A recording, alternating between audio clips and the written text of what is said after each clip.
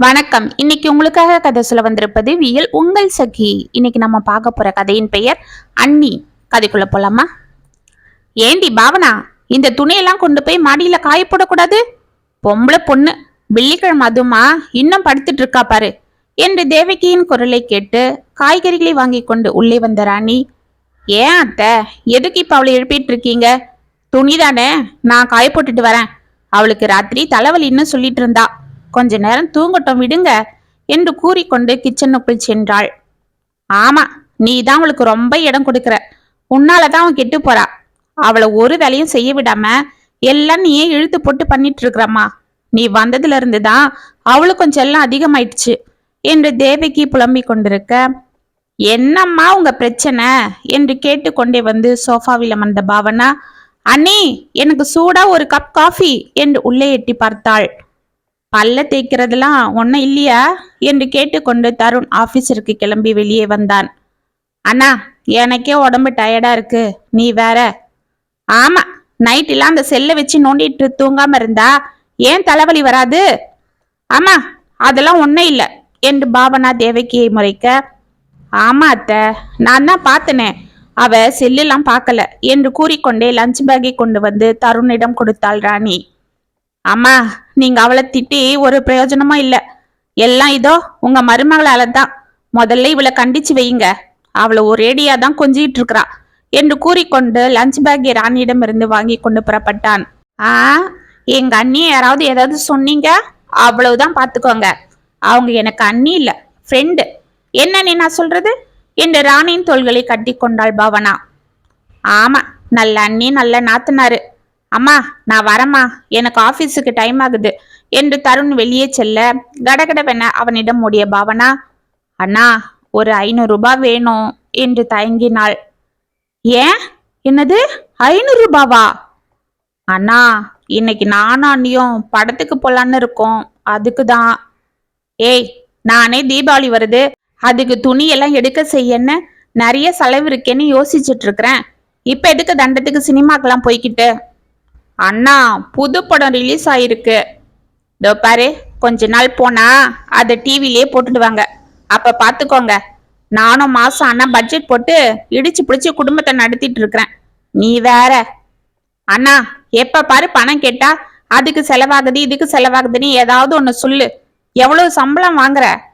ஆமா, நான் தான் சம்பளம் வாங்கி பார்க்கு பீச்சுன்னு சுத்திட்டு ஹோட்டல்ல சாப்பிட்டு நல்லா குடிச்சிட்டு வரேன், போதுமா என்று தருண் கத்தி கொண்டிருக்க, ஏய் என்னடி காலையில வேலைக்கு போறவங்கிட்ட தகராறு என்று அங்கு ஓடி வந்த தேவகி, ஏன்பா நீ கிளம்பு, அவ கிடக்கறா கழுத. ஏய், அவ 4 காசு சம்பாதிக்கிறதால தான் நம்ம நிம்மதியா இருக்கோம். புள்ள நமக்காக உழைக்கிறான், அவனையே இப்ப பாரு தொந்தரவு பண்ணிக்கிட்டு. அம்மா, நான் என்ன கேட்டுட்டேன்? 500 ரூபாய் பணம் கேட்டேன் என்று பாவனா முகத்தை உம்மென்று வைத்துக் கொள்ள, பாவனா பேசாம இரு என்று தேவகியின் பின்னால் இருந்து அவளுக்கு சைகை கட்டினாள் ராணி. பாவனா அதை புரிந்து கொண்டு உள்ளே சென்றாள். சரிப்பா, நீ கிளம்பு, நேரமாகுது பாரு என்று தேவகி கூறியதும், சரிம்மா நான் கிளம்புறேன், அவளை சமாதானம் செய்யுங்க. ராணி, நான் வரேன் பாத்துக்க என்று கிளம்பி சென்றான் தருண். அவன் சென்றதும் கடகடவென உள்ளே வந்த ராணி சோஃபாவில் உம்மென்று அமர்ந்திருந்த தனது நாத்தனாரை பார்த்து, ஏய் என்ன இது, நான் தான் நேத்தே சொன்ன இல்ல படத்துக்கு நம்ம போலாம், காசு உங்க அண்ணன் கிட்ட கேட்காதன்னு என்றவள் தோள்களை பற்றி கொண்டாள். அண்ணி, நீங்க டிக்கெட் வாங்கினாலும் ஸ்நாக்ஸ் வாங்க பணம் வேணும் இல்ல, அதுக்கு தான் அண்ணன் கிட்ட கேட்டேன். அட, அதுக்கும் நான் பணம் வச்சிட்டு இருக்கிறேன். உங்களுக்கு ஏது அண்ணி? உங்க அண்ணன் காய்கறி வாங்க, பால் வாங்க, மளிகை சாமான் வாங்க காசு கொடுக்கறாரு இல்ல, அதுல மிச்சப்படுத்தின பணம் தான். சரி, இனிமேல அவரை எதுவும் தொந்தரவு பண்ணாத. எதனா வேணும்னா என்கிட்ட கேளு, அதுவும் நம்ம பட்ஜெட்டுக்கு ஏத்த போல கேளுமா என்று கூறிவிட்டு சிரித்தாள். எங்க அண்ணினா அண்ணிதான் என்று அவளை கட்டி கொண்டாள் பாவனா. இதை பார்த்து சிரித்து கொண்டே, நல்ல பிள்ளைங்க என்று உள்ளே சென்ற தேவகி, பாவனா பாவனா என்று தோட்டத்து பக்கம் செல்வியின் குரலை கேட்டு எட்டி பார்த்தாள். கையில் ஒரு தூக்குச்சட்டியை வைத்துக் கொண்டு செல்வி பாவனாவை அழைத்து கொண்டு வர அவளை பார்த்து முகம் மலர்ந்த தேவகி, என்னம்மா காலையில் இங்க வந்துட்ட, உன் அன்னிக்காரி ஆபீஸ் போயிட்டாளா என்று கேட்டாள். ஆமா அத்தை, அதுதானே பார்த்தேன். சரி சரி உள்ள வா என்று அவளை அழைத்து விட்டு கிச்சனுக்குள் சென்றாள். வாமா செல்வி, இப்படி உக்காரு என்ற ராணி அவளை உள்ளே அழைத்து அருகில் அமர வைத்துக் கொள்ள, என்னடி கையில என்றவள் கையில் இருந்த தூக்குச்சட்டியை வாங்கி அதை திறந்து பார்த்தாள் பாவனா. உனக்கு பிடிச்ச பால் பாயசம்டி. என்னம்மா காலையில பால் பாயசம் செஞ்சிருக்க? அண்ணி, எனக்கு இன்னைக்கு பிறந்த நாள். அப்படியா? Many more happy returns of the day என்று ராணி உற்சாகத்தோடு கூற, ஹாப்பி பர்த்டே டி என்று அவளுக்கு கை கொடுத்தாள் பாவனா. தேங்க்ஸ். ஆமா, புது ட்ரெஸ் எதுவும் வாங்கலையா? இல்லடி பாவனா, இது போன பொங்கலுக்கு எடுத்தது. உனக்கு தெரியாதா? எங்க அண்ணன் கிட்ட எதுவும் கேட்க முடியாதுன்னு. எங்க அண்ணி அவ்வளவுதான் என்னையும் எங்க அப்பாவையும் ஒரு வழி பண்ணிடுவாங்க. எனக்கு இன்னைக்கு பிறந்த நாள் என்றத எங்க அண்ணன் கிட்ட கூட சொல்லல. இந்த பாயாசம் கூட அவங்க போனதும் பண்ண சொன்னார் அப்பா என்று சோகமாக கூறினாள். கவலைப்படாதம்மா, எல்லாம் சரியாகிடும். உனக்கு ஒரு நல்ல வாழ்க்கை கூடிய சீக்கிரம் அமைஞ்சிடும். அப்புறம் என்ன, உன் கூட உங்க அப்பாவையும் கூட்டிட்டு போயிடு. ஆமா அண்ணி, நானும் அதே தான் நினைச்சிட்டு இருக்கிறேன். நான் இருக்கிறதால தான் எங்க அப்பா ஏதோ கொஞ்சமாவது நிம்மதியா அந்த வீட்டுல இருக்காரு. நான் போயிட்டா அவர் அவ்வளவுதான். ஆனா நான் இப்படி சொன்னா எங்க அப்பா சொல்றாரு, நீ நல்லபடியா கல்யாணம் பண்ணிக்கிட்டு போய் நிம்மதியா வாழ்ந்தா அது போதுமா, நான் அதுக்கப்புறம் எங்கேயாவது போயிடுவேன்னு. பாவம், உங்க அண்ணியோட கொடுமையால அவர் நொந்துட்டு இருப்பாரு. ஆமா அண்ணி, அதனாலதான் எனக்கு எப்படியாவது சீக்கிரம் கல்யாணம் பண்ணி அனுப்பிடணும்னு எங்க அண்ணன் கிட்ட தினமும் அவருக்கு சொல்லிக்கிட்டே இருக்காரு. ஆனா எங்க அண்ணி தான் இப்ப எங்க இருந்து பண்றது, கொஞ்ச நாள் போகட்டும் பாத்துக்கலான்னு சொல்றாங்க. ஏன் என்று ராணி அவளை ஆச்சரியமாக பார்க்க, இது என்ன கேள்வி ராணி? எல்லாம் வீட்டு வேலைக்காகத்தான். அவ வேலைக்கு போயிட்டா வரத்துக்குள்ளேவே எல்லாம் செஞ்சிடறா. அவளுக்கு வீட்டுல எந்த வேலையும் இல்ல. இப்ப இவளும் கல்யாணம் பண்ணிக்கிட்டு போயிட்டா வேலைக்கு ஆள் வேணும் இல்ல, அதனால தான் என்று கூறிக்கொண்டு ஒரு சிறிய தட்டில் லட்டு, முறுக்கு, சோமாஸ் எடுத்து வந்து செல்வியிடம் கொடுத்தாள் தேவிக்கு. என்னவோ சரிம்மா, நீ எதுக்கும் கவலைப்படாத, கடவுள் இருக்காரு. நான் போய் மாடியில துணியை காய போட்டுட்டு வரேன், நீ பாவனா கூட பேசிட்டு என்று துணிகள் எடுத்துக்கொண்டு மாடிக்கு சென்றாள் ராணி. சாப்பிடு கண்ணு என்று கூறிவிட்டு தேவகியும் உள்ளே செல்ல, பாவனாவை ஏக்கத்தோடு பார்த்து செல்வி, ஏய் நீ கொடுத்து வச்சதாண்டி, நல்லா அண்ணா அண்ணி உனக்கு கிடைச்சிருக்காங்க. சும்மா சொல்லக்கூடாது. எங்க அண்ணன் கூட இப்படிதான் என் மேல ரொம்ப பாசமா இருந்தது. ஆனா எங்க அண்ணி வந்ததும் அப்படியே மாறிடுச்சு. எங்க அண்ணியும் முதல்ல வந்த புதுசுல என்கிட்ட நல்லா பழகினாங்க. அப்புறம்தான் மாறிட்டாங்க என்று கண்களை துடைத்து கொண்டாள். ஏ செல்வி, எங்க அண்ணி போல ஒருத்தங்களை நீ எங்கேயும் பார்க்க முடியாதுடி. சரி, அது போகட்டும். நாங்க இன்னைக்கு சினிமாவுக்கு போறோம். நீயும் வரியா? சொல்லு, உன் பர்த்டேக்கு நாங்க கொடுக்கிற ட்ரீட்டா இருக்கட்டும் என்று உற்சாகமாக அவளை பார்த்தாள். இல்லடி, எங்க அண்ணி இன்னைக்கு சீக்கிரமா வந்துடுவேன்னு சொல்லியிருக்காங்க.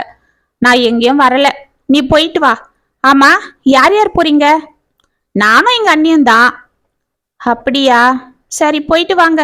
அப்ப நான் கிளம்புறேன் என்று எழுந்து கொண்டாள். ஒரு மாதம் சென்றது. அன்று காலை தருணுடன் ராணியும் பேக் எடுத்துக்கொண்டு கிளம்பி வெளியே வந்தாள். அவளை ஆச்சரியமாக பார்த்து கொண்டு தேவகி கிச்சனில் இருந்து வெளியே வர, அத்தை என்ன ஆசீர்வாதம் பண்ணுங்க என்று அவள் காலில் விழுந்தாள். நல்லா இருமா, எழுந்துடு என்று பரபரப்பாக அவளை எழுப்பி, என்னம்மா திடீர்னு எங்க போற என்று அவளை உற்று பார்த்தாள். அத்தை, நான் இன்னைக்கு ஒரு இன்டர்வியூக்கு போறேன். என்னது இன்டர்வியூக்கா? என்னம்மா சொல்ற? தருண், என்னப்பா இது? ஆமாம்மா, அவங்க ஃப்ரெண்டு அவ வேலை பார்க்குற துணி கடையில ஏதோ சேல்ஸ் செக்ஷன்ல வேலை இருக்குன்னு சொன்னாலாம். சரி, நானும் வீட்டில் தானே இருக்கேன், வேலைக்கு போயிட்டு வரேன், உங்களுக்கும் கொஞ்சம் உதவியா இருக்குமேன்னு சொன்னா. யோசிச்சு பார்த்தேன், எனக்கும் சரின்னு பட்டுது, ஒத்துக்கிட்டேன். அதுதான் இன்டர்வியூக்கு இன்னைக்கு வர சொன்னாங்கன்னு கிளம்பினா. நாள் இடம் தெரியாது, இன்னைக்கு ஒரு நாள் விட்டுடுங்க, வேலை கிடைச்சதும் நான் பஸ்ல போய்க்கிறேன்னு சொன்னான். அதுதான்மா. அப்படியா என்று தேவிக்கு யோசித்து கொண்டு அமைதியாக இருக்க, அப்ப அண்ணி இனிமேலும் நீங்க வேலைக்கு போயிடுவீங்களா என்று கேட்டுக்கொண்டு அங்கு வந்தாள் பாவனா.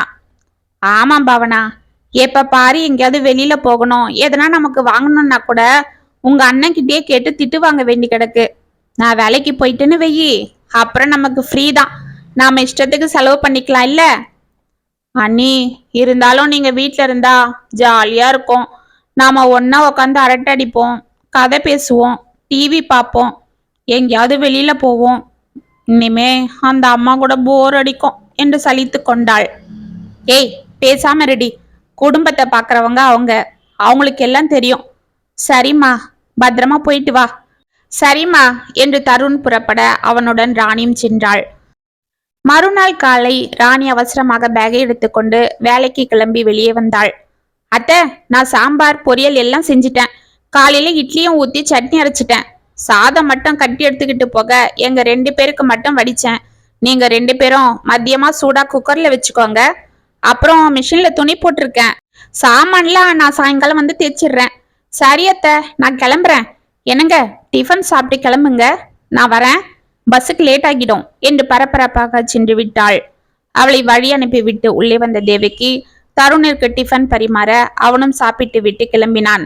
அவன் சென்றதும் கேட்டை சாத்தி விட்டு உள்ளே வந்த தேவகி சோஃபாவில் உம்மென்று அமர்ந்து கொண்டு டிவி பார்த்து கொண்டிருந்த பாவனாவிடம், ஏய், எழுந்து போய் அந்த மிஷின்ல இருக்கிற துணியை காயப்போடு என்று கூறிவிட்டு உள்ளே சென்றாள். அம்மா, என்னால முடியாது. ஏண்டி முடியாது? எனக்கு கால் வலியா இருக்கு. இங்க என்னடி வெட்டி முறிச்ச? வயசானவ, நான் போய் துணியை மடியில காய போடணுமா? இத்தனை நாள் உங்க அண்ணி கறி செஞ்சிட்டு இருந்தா, நீ நல்லா உட்காந்துட்டு இருந்த. இப்பதான் அவ காலையில ஓடிடுறா இல்ல, இனி நீ தான் செய்யணும் என்று கிச்சனுக்குள் செல்ல பாவனா கோபத்தோடு ரிமோட்டை எடுத்து டிவியை ஆஃப் செய்துவிட்டு ரிமோட்டை தொப்பென சோபா மேல் வீசினாள். ஏய், அந்த ரிமோட்டை போட்டு உடைச்சி வைக்காத. அப்புறம் உங்க அண்ணன்காரங்கிட்ட நான் தான் வாங்கி கட்டிக்கணும். ஆமா, பெரிய பட்ஜெட் பத்மநாபன் உன் பையன் என்று முணுமுணுத்து கொண்டே மிஷினில் இருந்து துணிகளை எடுத்து தொப் தொப் என்று பக்கெட்டில் போட்டு எடுத்துக்கொண்டு மாடிக்கு சென்றாள். 1 வாரம் சென்றது. இப்பொழுதெல்லாம் ராணி அவசர அவசரமாக காலில் எழுந்து வேலைக்கு ஓடிவிட வீட்டில் அவள் இல்லாமல் பாவனாக்கு போர் அடிப்பது மட்டும் இல்லாமல் வேலைகளும் கூடின. தேவைக்கு அவளிடம் வீட்டை பெருக்க சொல்வதும், காய்கறிக்காக கடைக்கு அனுப்புவதும், துணிகளை காய போட சொல்வதும், ஒவ்வொரு சமயம் சாமான்களை தேய்க்க சொல்வதும் என இருக்க அவளுக்கு கோபமாக வந்தது. இவையெல்லாம் ராணி வீட்டில் இருக்கும் போது அவளை செய்து கொண்டிருந்ததால் பாவனா ஃப்ரீயாக சுற்றி வந்தாள். ஆனால் இப்பொழுது அவளை அனைத்தும் செய்ய வேண்டிய சூழ்நிலை ஏற்பட்டது. இதைவிட அண்ணி தன்னிடம் முன்பு போல் கலகலப்பாக பேசாமல் மாலை வீட்டிற்கு வந்ததும் காப்பியை குடித்துவிட்டு சற்று நேரம் ரூமிலேயே ஓய்வெடுத்துவிட்டு மீண்டும் தேவகியுடன் சேர்ந்து கொண்டு கடகடவென இரவு சாப்பாடு செய்துவிட்டு சாப்பிட்டு பொழுதோடு உறங்க செல்வதால் பாவனாவிற்கு அவளிடம் பேச சந்தர்ப்பமே கிடைப்பதில்லை. அவளாக ஏதாவது ராணியிடம் பேச சென்றாலும், எனக்கு டயர்டா இருக்கு பாவனா, நாளைக்கு பேசலாம் என்று கூறிவிட்டு ராணி படுக்க சென்று விடுவது அவளுக்கு அண்ணியின் மீது சற்று கோபத்தை ஏற்படுத்த நாலாவட்டத்தில் அது குரோதமாக மாறியது. அன்று தோட்டத்தில் சாமான்களை தேய்த்து கொண்டிருந்த பாவனாவை பார்த்து சுவரை தாண்டி உள்ளே வந்த செல்வி, என்னடி அதிசயமா சாமான்லாம் தேய்ச்சிட்டு இருக்கிற என்று கேட்டுக்கொண்டு அவள் அருகில் வந்து அமர்ந்தாள். எல்லாம் கொஞ்ச நாளா இப்படிதான் போயிட்டு இருக்கு என்று கையில் இருந்த கிண்ணத்தை தொப்பென கீழே போட்டாள். என்னடி அது அப்படி தூக்கி போடுற? என்ன கோவம்? கோவம் எங்க அண்ணி மேலதான். ஏன், அவங்க என்ன பண்ணாங்க பாவம்? ஏய், கடுப்பேத்தாத. எங்க அண்ணி இப்பெல்லாம் வேலைக்கு போக ஆரம்பிச்சிட்டாங்க. ஆமா, நேத்து கூட நான் வாசல் பெருக்கும் போது சாயங்காலம் பார்த்தேன், பேக் எடுத்துட்டு வந்துட்டு இருந்தாங்க. சரி, எங்கேயோ வெளியில போயிட்டு வராங்க போல இருக்குன்னு நினைச்சேன். அப்ப கூட நீ இல்லாம எங்கேயும் போக மாட்டாங்களே, தனியா போயிட்டு வராங்களேன்னு அதிசயமா இருந்தது.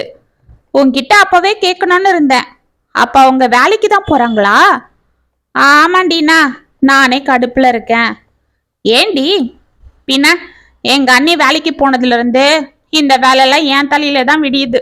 எங்க அம்மாவும் அவளே சாயங்காலம் டயர்டா வரா, அவ வந்து எங்க இருந்து செய்யறது, நீயே செய்யணும் சொல்றாங்க.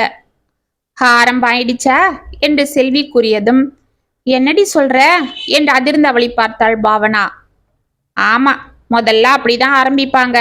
அப்புறம் போக போக நம்ம தலையில தான் எல்லாம் விழும். இப்ப பாரு நான் எப்படி இருக்கேன், வீட்டை விட்டு நகர முடியல. பக்கத்துல என்ன நடக்குதுன்னு கூட தெரியறது இல்ல. சரிடி, பாத்துக்க, இனிமே நீயும் என்ன போலதான் ஆகிட போற என்று எழுந்து கொண்டாள். ஏய், என்னடி சொல்ற என்று அதிர்ந்து பாவனாவும் அவளை பார்த்து கொண்டே எழுந்து கொள்ள, ஆமாண்டி, எங்க அண்ணியும் வீட்டுல இருந்த வரைக்கும் என்கிட்ட நல்லா தான் பழகிட்டு இருந்தாங்க. அப்புறம் எங்க அண்ணனுக்கு ஒத்தாசைக்குன்னு வேலைக்கு போக ஆரம்பிச்சதுல இருந்து காலையில எழுந்து ஓடிடுவாங்க. அப்பெல்லாம் முதல்ல இப்படிதான் சின்ன சின்ன வேலையா நான் செய்ய ஆரம்பிச்சேன். அப்புறம் போக போக எங்க அண்ணி இதையே சாக்கா வச்சுக்கிட்டு எனக்கு டயர்டா இருக்கு, என் சேலைய கொஞ்சம் அயன் பண்ணிடு, கடைக்கு போயிட்டு வந்துடு, ராத்திரி டிஃபன் செஞ்சுடு, அது இதுன்னு எல்லாம் என் தலையில கட்டிடுவாங்க. அப்புறம் முடியலன்னு சொன்னா எரிஞ்சு விழுவாங்க. எங்க அண்ணனும் அவ தான் ஆபீஸுக்கு போயிட்டு வரா இல்ல, நீ செஞ்சா என்னன்னு என்னையே தான் திட்டுவாரு என்று அவள் கூறிக்கொண்டிருக்க, ஏ கழுத, அங்க என்ன பண்ற என்று சுவர் ஓரம் எட்டி பார்த்து குரல் கொடுத்தாள் அவள் அண்ணி. கடவுளே, இந்த ராட்சசி வந்துட்டாளா? சரிடி, நான் போறேன். இன்னைக்கு என்ன அர்ச்சனை நடக்க போதோ, சீக்கிரமா வந்துட்டு இருக்கு பிசாசு என்று புலம்பிக் கொண்டே ஓடினாள். அவளை பார்த்து கொண்டு அதிர்ந்து நின்றிருந்த பாவனா சாமான்களை தேய்த்து விட்டு உள்ளே செல்ல உம்மென்று முகத்தை வைத்து கொண்டு சோஃபாவில் அமர்ந்தாள். ஏண்டி இப்படி உட்கார்ந்துட்டு இருக்கிற என்று கேட்டுக்கொண்டே அவளுக்கு காப்பி கொண்டு வந்து கொடுத்த தேவகி அவள் அருகில் அமர்ந்து கொண்டு மூவை எடுத்து முட்டில் தேய்த்து கொண்டாள். அவளிடம் இருந்து காப்பியை வாங்கி தொப்பன டீப்பா மேல் வைத்தாள் பாவனா. ஏண்டி, என்னாச்சு உனக்கு? எனக்கு வர வர கடுப்பா இருக்கு. ஏன், எதுக்கு? சாமான தேய்ச்சி கொடுத்ததுக்கா? எங்க அந்த செல்வி போல என் நிலைமை ஆயிடுமோன்னு எனக்கு பயமா இருக்கு. என்னடி உளர்ற? நான் ஒன்னும் உளரல. அவங்க அண்ணி அவளையும் அவங்க அப்பாவையும் கொடுமைப்படுத்துறது போல நம்ம அண்ணியும் எங்க நம்மளை கொடுமைப்படுத்துவாங்கன்னு பயமா இருக்குமா. சே, ஏண்டி போயும் அவ கூட உங்க அண்ணிய சேர்க்கிற? அவ பாவம், நல்ல பொண்ணு. எல்லாம் உங்க அண்ணியும் அப்படிதான் முதல்ல நல்ல பொண்ணா இருந்தாங்களாம், அப்புறம்தான் போக போக இப்படி ஆயிட்டாங்களாம். அது போலதான் நம்ம அண்ணியும் மாறிட்டு இருக்காங்க. என்னடி சொல்ற? ஆமா, பின்ன வீட்டுல இருந்த வரைக்கும் அவங்க அண்ணிய போல நம்ம அண்ணியும் எல்லாம் செஞ்சுட்டு இருந்தாங்க, நம்ம மேல பாசமா தானே இருந்தாங்க. ஆனா இப்ப அப்படியா இருக்காங்க? நம்ம கிட்ட முகம் கொடுத்து கூட பேசுறது இல்ல, வந்த உடனே போய் படுத்துக்கிறாங்க, அப்புறம் எழுந்து வந்து ஏதோ ஒன்னு டிஃபனை செஞ்சுட்டு திரும்பவும் போய் படுத்துடுறாங்க. சரி, காலையில பேசலன்னா சுத்தம் எழுந்து கடகடன்னு ஆபீஸுக்கு ஓடிடுறாங்க. முதல்ல எல்லாம் அவங்களே சமைப்பாங்க, இப்ப நீங்க சமைக்கிறீங்க, அது கூட அவங்க செய்யறது இல்ல. ஏய், அவ பாவண்டி, அவ்வளோ தூரம் பஸ்ல வேலைக்கு போயிட்டு வரா, அவ ஏதோ சம்பாதிக்கிறது உங்க அண்ணனுக்கும் ஒத்தாசியா இருக்கும் இல்ல, அதுக்காக அவங்களுக்கு நாம என்ன அடிமையா? ஏண்டி இப்பெல்லாம் பேசிட்டு இருக்கிற? கூறு கெட்டவளே, உனக்கு வேற வேலை இல்ல, எப்ப பாரு உன்கிட்ட உட்காந்து தண்டத்துக்கு அரட்டை அடிச்சிட்டு இருந்தா பண காசு வந்துடுமா? போடி, அவ அப்படிப்பட்ட பொண்ணு இல்ல என்று எழுந்து உள்ளே சென்றாள்.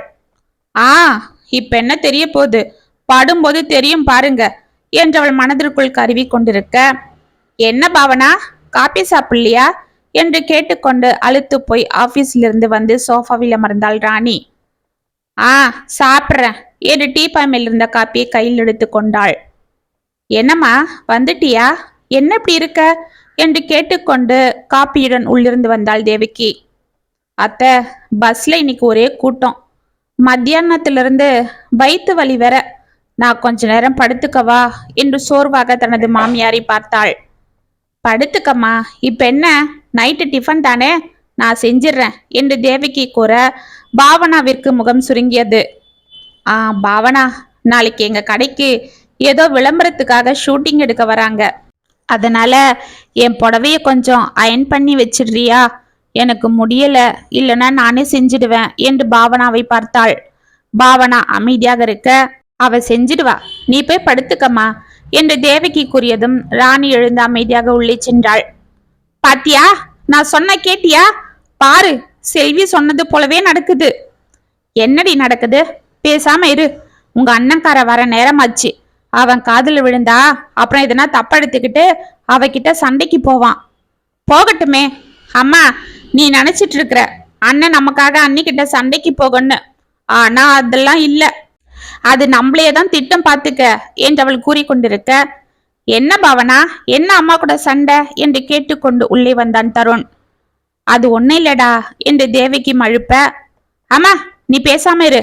அண்ணா, நாளைக்கு வேலைக்கு கட்டிட்டு போக அன்னைக்கு நான் புடவை அயன் பண்ணி கொடுக்கணுமா, அவங்க ரெஸ்ட் எடுக்க போயிட்டாங்க என்று முகத்தை திருப்பினாள்.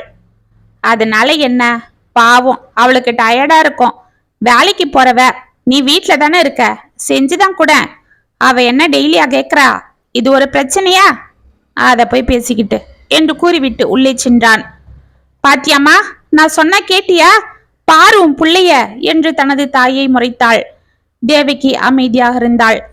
இப்படி சாதாரணமாக ராணி கூறும் அனைத்திற்கும் பாவனா ஏதோ குற்றம் கண்டுபிடித்து தனது தாயிடம் கூறிக்கொண்டிருக்க வர வர தேவகியின் மனதிலும் அவளிடம் குரோதம் தோன்ற ஆரம்பித்தது. அன்று மாடியில் காய்ந்த துணிகளை எடுக்கச் சென்ற பாவனா அங்கே ராணி தனது தாயுடன் போனில் பேசி கொண்டிருப்பதை பார்த்து அதிர்ந்து நின்றாள். அம்மா, நான் சொல்றது போல செய்யுங்க. நான் கொடுத்த பணத்தை அப்படியே சீட்டு கட்டிடுங்க. எங்க வீட்டுக்காரர்கிட்ட கொடுத்தா அதையும் வீட்டுக்கு தான் செலவு பண்ணிட்டு இருப்பாரு. என்னது, அவர் கேட்டாவா? அதெல்லாம் நான் பாத்துக்கிறேம்மா. நான் ஏற்கனவே சம்பளம் கம்மியா தான் சொல்லியிருக்கேன். நான் சீட்டு கட்டுறது அவருக்கு தெரியாது. அவரா எதுவும் சேர்த்து வைக்க மாட்டாரு.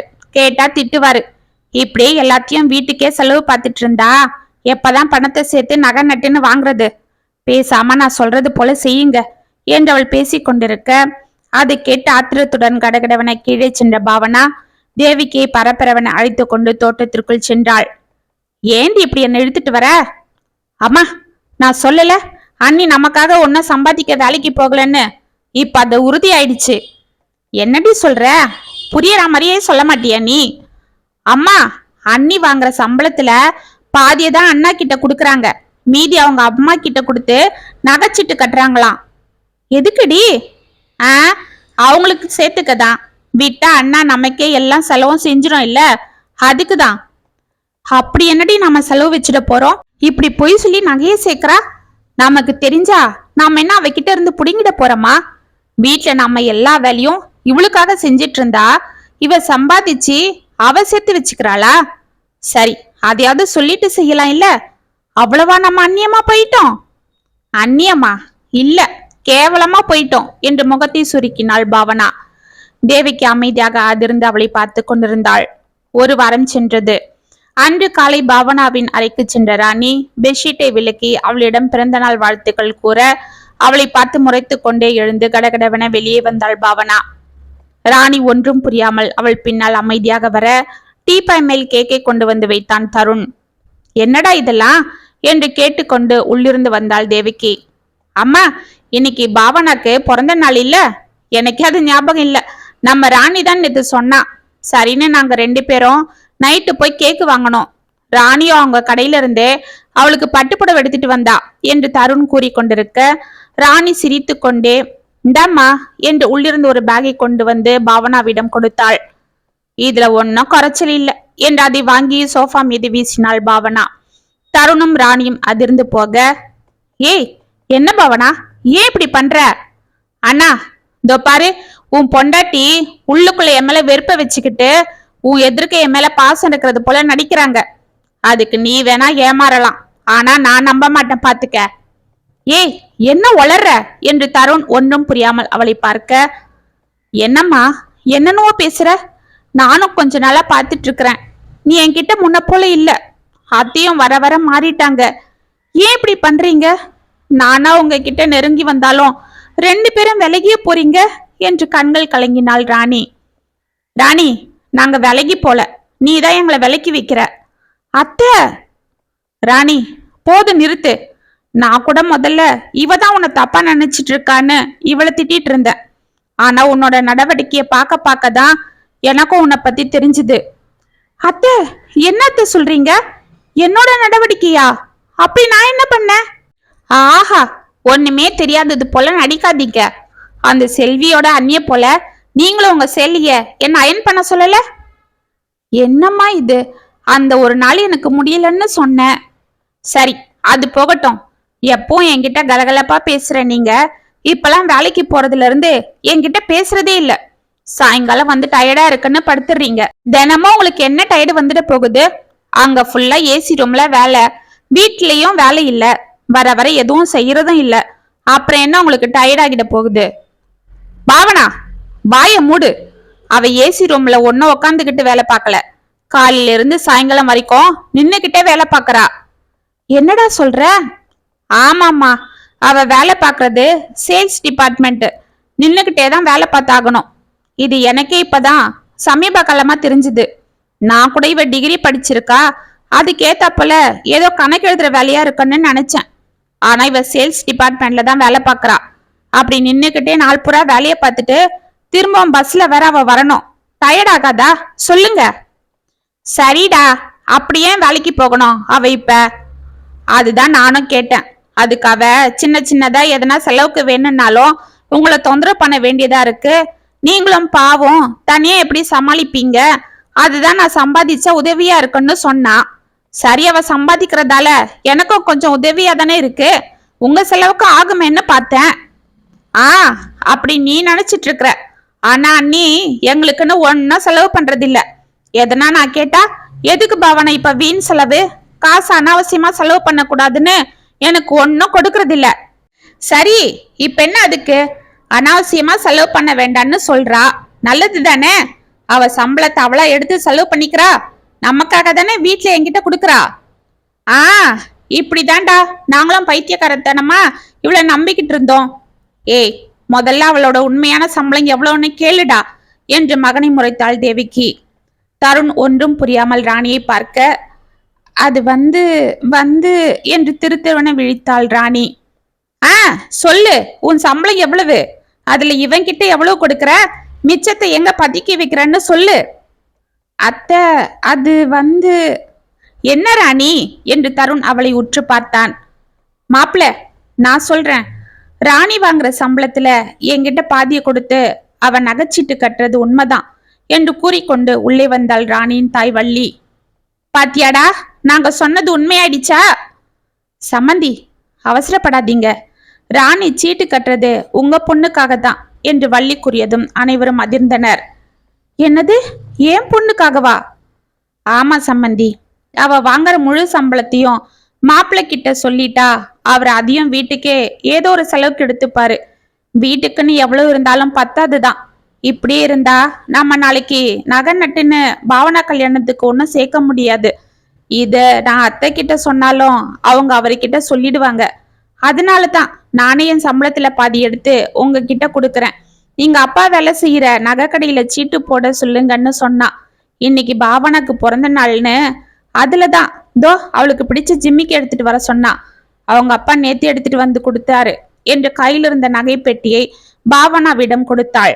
பாவனா அதை வாங்கி திறந்து பார்க்க அதில் அழகிய குடை ஜிம்மிக்கு ஜொலித்து கொண்டிருந்தது. ஆமா அத்தை, இப்படியே கொஞ்சம் கொஞ்சமா அவ கல்யாணத்துக்கு ஒவ்வொன்னா சேர்த்துலான்னு தான் நானும் சீட்டை போட்டுட்டு இருக்கிறேன். அது மட்டும் இல்ல, என் ஃப்ரெண்டு கிட்ட கூட 5 லட்சம் ரூபாய் சீட்டு கட்டிட்டு இருக்கிறேன். நாளைக்கு திடுதிடுப்புன்னு பாவனாக்கு ஏதாவது இடம் அமைஞ்சா அந்நேரத்துக்கு நாம எல்லா பணத்துக்கும் எங்க போறது? இவரும் திண்டாடிடுவார் இல்ல. அதுக்குதான் ஏதோ என்னால முடிஞ்சதை சேர்த்து வைக்கலான்னு இப்படி பண்ண. அதுக்காக தான் பாவனை எப்பயாவது சினிமாக்கு அங்க இங்கன்னு எதனா அனாவசியமா கேட்டா நான் அதெல்லாம் வேண்டான்னு சொல்லிட்டு இருந்தேன் என்று கண்களை துடைத்து கொண்டாள் ராணி. அம்மாடி, என்னை மன்னிச்சிடுமா. உன் நல்ல மனசு தெரியாம சின்ன சின்ன விஷயத்தெல்லாம் போட்டு குழப்பிக்கிட்டு நான் உன்னை காயப்படுத்திட்டேன் என்று அவள் கைகளை பற்றி கொண்டாள் தேவிக்கு. அண்ணி, என்னையே மன்னிச்சிடுங்க அண்ணி. ஒரு அண்ணியா மட்டும் நீங்க இல்லாம ஒரு அம்மா இடத்துல இருந்து நீங்க எனக்காக யோசிச்சிருக்கீங்க. ஆனா நான் தான் உங்களை தப்பா நினைச்சுக்கிட்டு பெரிய பொண்ணா வளர்ந்தாலும் நான் பொறுப்பு இல்லாம எதையோ யோசிக்காம உங்ககிட்ட நான் கோச்சிக்கிட்டேன். எங்க நீங்களும் செல்வியோட அண்ணி போல மாறிடுவீங்களோன்னு பயந்துட்டேன் என்று பாவனா விம்ம. ஏய், நான் உன்னை தப்பாவே நினைக்கல பாவனா. நீ என் மேல இருந்த பாசத்தாலதான் இப்படி உரிமையோட கோபப்பட்டிருக்க. நம்ம அண்ணி முன்ன போல நம்ம கிட்ட பேச மாட்டேன்றாளே, அரட்டை அடிக்க மாட்டேன்றாளேன்னு உனக்கு என் மேல கோவம். அப்ப அந்த செல்வி பொண்ணு அவங்க அண்ணிய பத்தி சொல்லவே உனக்கும் எங்க நான் அந்த மாதிரி ஆகிட போறேன்னு பயம் வந்திருக்கு. இதுல உன் தப்பு ஒன்னும் இல்ல. நானும் உன்கிட்ட கொஞ்சம் என் பிரச்சனையை எடுத்து சொல்லி இருக்கணும் என்று அவளை அணைத்து கொண்டாள். சரி, இப்பயாவது எல்லாம் சரியாயிடுச்சே. பாவனா, போய் குளிச்சுட்டு வா, கேக் கட் பண்ணலாம் என்று தருண் கூறிக்கொண்டிருக்க, மாப்பிள்ள, சொல்ல மறந்துட்டேன். நேத்து சாயங்காலம் என் தங்க வந்திருந்தா. அவ பையன் நம்ம பாவனாவை உங்க கல்யாணத்துல பார்த்ததுல இருந்து மனசுல ஏதோ ஆசைய வளர்த்துக்கிட்டானா. கட்டுனா அவளைதான் கட்டுவேன்னு சொல்லிட்டானா. அவன் திருச்சியில தான் கவர்மெண்ட் ஸ்கூல்ல கிளர்க்கா வேலை பார்க்கறான். உங்களுக்கே தெரியும் இல்ல. நகை நட்டுன்னு ஒன்னும் பெருசா செய்ய வேண்டாம், பொண்ணை மட்டும் கட்டி கொடுத்தா போதுன்னு சொல்றாங்க. நீங்க என்ன சொல்றீங்க? சொன்னா அடுத்த வாரமே பொண்ணு பார்க்க வந்துடுவாங்க. இத நேர்லயே சொல்லணும்னு தான் ராணி கிட்ட கூட போன்ல சொல்லாம ஓடி வந்தேன் என்று வள்ளி கூற, இதுல நாங்க சொல்ல என்ன இருக்கு அத்தை? உங்க தங்க பையன் தானே, நான் என்ன சொல்லிட போறேன்? எங்களுக்கு முழு சம்மதம் தான். என்ன பாவனா என்று அவளை தருண் சிரித்து கொண்டே பார்க்க பாவனா வெட்கத்தோடு தலையை குனிந்து கொண்டாள். ஏய், வெக்கத்தை பாரு, எங்க பாவனாக்கு கல்யாண யோகம் வந்தாச்சு, இனி டும் டும் டும் தான் என்று சிரித்தாள் ராணி. அது உன் கைராசியால தான் ராணி. நீ எப்ப அவ கல்யாணத்துக்காக பணத்தை சேர்க்க ஆரம்பிச்சியோ அப்பவே அவளுக்கு யோகம் வந்துருச்சு பாரு என்று தனது மருமகளை கட்டி கொண்டாள் தேவிக்கு. 3 மாதங்களில் பாவனாவிற்கும் ராணியின் சித்தி மகன் குமாருக்கும் திருமணம் கோலாகலமாக நடந்தேற அனைவரும் அட்சதை தூவி வாழ்த்தி மகிழ்ந்தனர். இத்துடன் அண்ணி கதை முற்றம். உங்களுக்காக எழுதின இந்த கதை உங்களுக்கு பிடிச்சிருந்தா கமெண்ட்ஸ்ல சொல்லுங்க, லைக் பண்ணுங்க, ஷேர் பண்ணுங்க, மறக்காம சப்ஸ்கிரைப் பண்ணிக்கோங்க. மீண்டும் நாளைக்கு வேற ஒரு சுவாரஸ்யமான கதையோட உங்களை சந்திக்கிறேன். அது வரைக்கும் இணைப்பிலே இருங்க. இப்படிக்கு வியல் உங்கள் சகி.